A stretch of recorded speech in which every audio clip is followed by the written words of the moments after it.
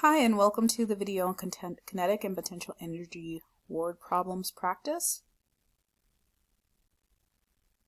So in the first slide, we go over the steps for solving energy word problems.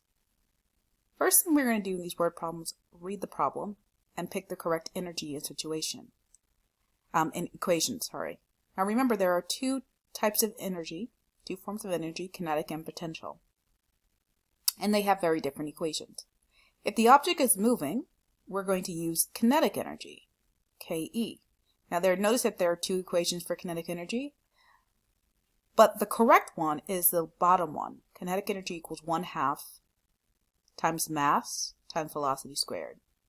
So I can go ahead and delete this one. Now the object is not moving, we're going to use potential energy. And again, there are two equations, but the correct one is the top one in this case. Mass equals gravitational acceleration constant, that's the g, times height. So I can go ahead and delete this one. Alright, after we've read the problem, we picked our equation, the next thing we're going to do is identify our givens and what we're asked to find. And I recommend we use units to help. So the variables that we have in these equations are mass, which has a symbol of m, and you can see it in both the kinetic and potential energy equation. Height, which has a symbol of h, which you see in the potential energy equation. Velocity, which has a symbol of v, which you see in the kinetic energy equation. And energy, of course, which could be kinetic or potential energy. So what are the units that we have for these things? Alright, so we have our list of units here, joules, kilograms, meters, and meters per second. Starting with mass, the units that we'll use for mass will be kilograms. Height, which one do you think is the unit for height? Of course, it's meters, because you're measuring the height of something like using a ruler. And we have measured that, the units we need for that will be meters for these equations. Velocity is sort of like speed, similar to speed, except for velocity has direction. But the units are the same, meters per second. And joules will be our units for energy. So once we've identified our givens and what we're asked to find, and again using our units to help, then we can plug these values into our equations and solve for our unknown. Alright, so on this first slide here, you want to make sure that, or slide number 2, you want to make sure it looks like this, and then we'll move on to the third slide. Okay, so let's look at an example of how we can utilize or follow the steps that we saw on the previous slide. Read the problem, identify the equation, identify our givens and find, plug in and solve, which we'll practice later. But how do we utilize those steps to complete a word problem? So let's look at this example. It says calculate the energy of a 75 kilogram piano that is hoisted on a crane 20 meters above the ground. So here we have our piano hoisted on the crane. And the first thing I need to do is figure out, well, what equation am I using? So it says read and pick the equation. So is this a kinetic energy problem or potential energy problem? Alright, so a couple of things that I notice here that'll help me. One, I'm trying to figure out if the object is moving. If it's moving, it'll be kinetic, and if it's not, it'll be potential.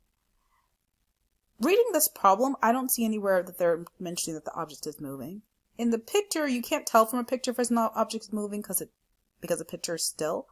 But it's definitely being suspended up above a certain height. Now here's the key and the reason why I know that the object in this case is not moving. Because I don't have speed or velocity here anywhere. So because I don't have speed or velocity, that also tells me the object is not moving. However, I do have this information here that it's hoisted 20 meters above the ground, which sounds like height to me. So with that, all that being said, I know that this is potential energy, because the object is not moving. Okay, now I need to go ahead and identify my givens and finds. So the two numbers I have are 75 and 20. Let's start with the 75. Notice that the unit after 75 is kg for kilograms. Well, that tells me that this is my mass. So remember, the units for mass will be in kilograms, and the number in front of that will be my mass. Now, the next thing it says, the next value I have is 20 meters above the ground. So meters is the unit for height. So that 20 is my height.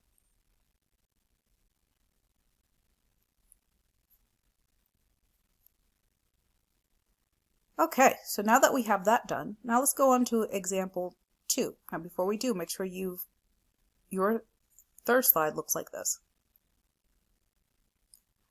All right, determine the energy of a 1,000 kilogram roller coaster car that is moving with a speed of 20 meters per second. So once again, I'm going to pick the equation I need. Now notice that it says the car is moving. I can kind of see in the picture it looks like it's moving because it's blurry. So in this case, I'm going to use kinetic energy. So I'm going to go ahead and delete potential, and we're using kinetic here. All right, what information am I given? I am given the 1,000 kilograms. Now we should know what this is. Kilograms is a unit for what? Mass. So that 1,000 must be my mass. And it says moving with a speed of 20 meters per second. Well, I don't see speed written here, right? But remember, speed and velocity are essentially the same thing. The only difference is velocity has direction included as well. So it has a speed of 20 meters per second. I also noticed the meters per second. That is the unit for velocity, so I'm going to move that down here. Okay, so that is the first part done. So again, you want to make sure your example 2 looks like what I have here. Now, if you need more help reviewing units, you can review the Quizlet. So you just click on this link here. You can study the flashcards. You can play a game. You don't have to worry about taking a snapshot of your results, but it's a resource there for you if you need to review the units that we went over before.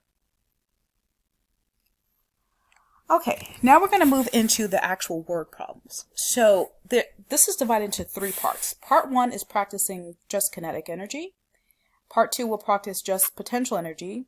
And then in part 3, they're going to be mixed problems. So you'll have to do both kinetic and potential in that section. All right, so let's start with this example here. You're given in all the problems, you'll be given the problem, the word problem at the top, and then you'll also be given the correct equation. So in this case, you actually don't need to choose the equation, but you do need to plug in your values correctly, calculate, and solve. So here it says the velocity of a car is 65 meters per second, and its mass is 2,515 kilograms. What is its kinetic energy? So here we have the kinetic energy equation. Now the kinetic energy equation is 1/2 mass times velocity squared. And remember, if you square anything, it's multiplying that value by itself twice. So for example, 5 squared is 5 times 5, which is 25. So v squared will be v times v, velocity times velocity.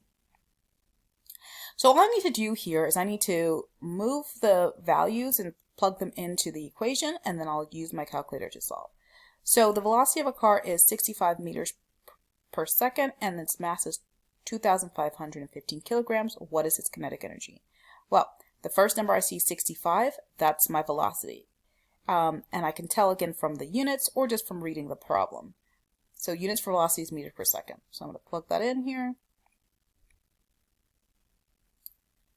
into my V, into my velocity. Now the mass is 2,515 kilograms. Again, I can tell that from the units. Kilograms are the units for math. But also just reading the problem. I plug that here. All right, now all I need to do is, after I've plugged in the problem, my values, I need to go ahead and use a calculator to solve. Okay, so I'm going to plug in 0.5 times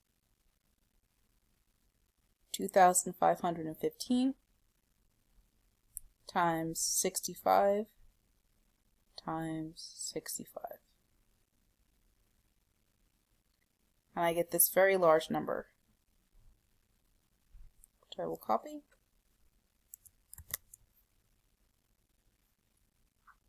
I'll paste it here.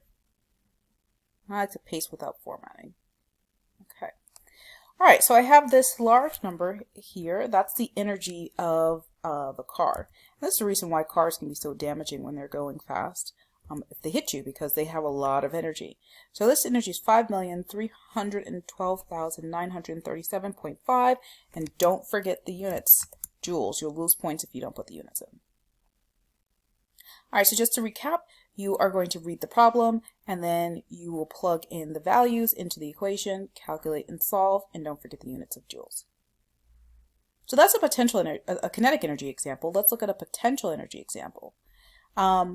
So what you're going to do before doing the potential energy example, solve the problems on slides 8 and 9. Make sure you get those solved. And then I am going to show you how to do potential energy. All right, part 2, potential energy, word problems. So here's our potential energy problem. A brick is suspended above the ground at a height of 6.6 meters. It has a mass of 5.3 kilograms. What is the potential energy of the brick? And I'm given G is equal to 9.8 meters per second squared. So again, I've read the problem. I have the equation already for me. Yay! So now I need to plug it in. So I see 6.6 M. What does that M stand for? Some people think, oh, that 6.6, that goes in, I'm going to plug that in for M here, because they both have M. That is not correct. This M is meters, so this is the height. So that's going to go substitute in for H. That is correct. Okay, there it goes. And it has a mass of 5.3. So remember, M is for mass, and that 5.3, you plug that in here. Now I know it's mass because again it says mass of, but also it tells me it has the units is kilograms, and if you see kilograms, the number in front will be mass. And then finally, G, the gravitational acceleration constant, is a constant. It's always 9.8. So that if you're on Earth, so I'm going to plug that in here. Now I have my values, and I just need to multiply 5.3 times 9.8 times 6.6.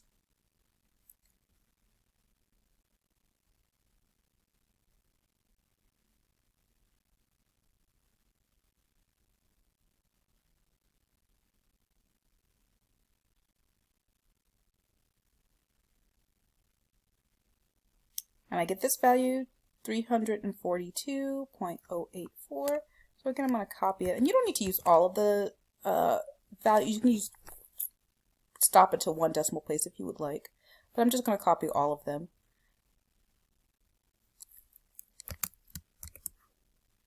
Okay, and then again, don't forget the joules. All right, we're almost done here. So there are... there's one more potential energy problem for you to solve on your own. And then I'm going to talk to you about the mixed word problems. Okay, so after you've solved that potential energy problem on slide 12, you now are ready for your mixed word problems. And there are quite a few of them. So the mixed word problems are like the ones you did in parts 1 and 2, except for kinetic and potential energy problems are all mixed up here.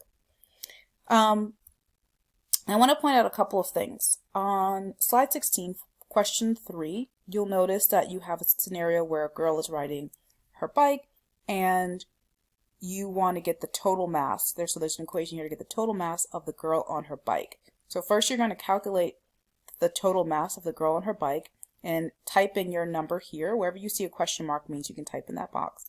You type in the value for the total mass. And then when you go to solve your kinetic energy equation, you're going to use the total mass of the girl on her bike as your mass for the kinetic energy equation. I just wanted to point that out. The other thing I want to point out is on slides 17, you have this problem about a boulder sitting on top of a cliff, and they give you all of the information you need here to solve the potential energy. But when you get to slide 18, it says the boulder in problem 4 begins to fall. What is its potential energy when it reaches 75 meters above the ground? Well, in the case with this problem, what you need to keep in mind is you're using the same boulder from problem 4, so the mass is going to be the same. So what you need to do is go back to slide 17, copy the mass, and use it for slide 18. Okay, so use this. So use that for that problem. Use the mass from the previous slide, problem number 5. The same thing is true for problem 20. You're also using the boulder from problem 4. So once again, you're going to use the mass from this slide. Just copied it and then I paste it. And the last thing I'll mention is for the slide, it says when the boulder smashes to the ground. So because the boulder's at the bottom of the cliff, the height is what? What is the height when the boulder's at the bottom of the cliff? Well, this slide will sort of help you sort of keep track of that. So remember on question 4 on slide 17, the boulder was 203 meters. That was the height. So that's the height from the ground. And slide 5, the boulder began to fall, and the height of the boulder was 75 meters from the ground. So if you took a ruler and you measured from the ground to where the boulder is 75 meters. Well, what would be the height if the boulder was actually laying on the ground? What would be the height there?